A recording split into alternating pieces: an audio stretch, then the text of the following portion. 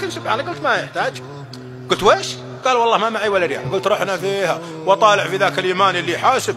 هنا يمانيين ما شاء الله عليه يديه على هالكبر، والله لو يضربني بوكس اللي يفتح مطعم جنب مطعمه. هنا واحد بمليون وثاني حاجه مطاوعه ولا عندنا قروش. قال هذول حراميه ما عندهم مطاوعه. المهم وقعد انا اخوي، جاني الشيطان قال يا ابو غازي اركب السياره وافرك وانت راجع شوف لك حل ولا دبر حالك. قلت اعوذ بالله من الشيطان والله يا اخواني، بس قلت اعوذ بالله من الشيطان. اليوم قال لي خويي وش رايك ابو غازي نفرك؟ ها شوف الشيطان ما لقى طريق علي، دف خويي علي. قلت ويش؟ قال تكفى والله العظيم من درى هذا ما معنا قروش والله ليفضحنا قدام الناس، ومطاوعه ولا عندكم قروش والله يسحب فينا هنا بالمطعم.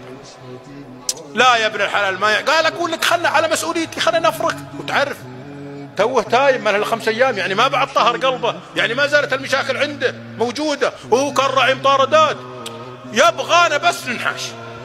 المهم انا قلت لا، قال والله تكفى خلنا نروح وانا لي بسود. قلت ادري يلا نفرق يلا. هذا المفتاح السياره.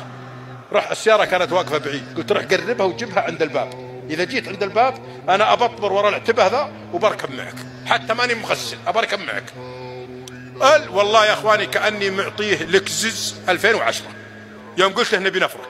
لا تعرفوا الراعي مشاكل وتو تايب، يوم اعطيته اياه ويقوم ويروح يغسل ويسوي كذا فرحان، اشوفه مبسوط وهو طالع ويطلع فيني ويضحك كاني معطيه والله يا اخواني لكزز جديده، لانه راعي مشاكل هو فرحان.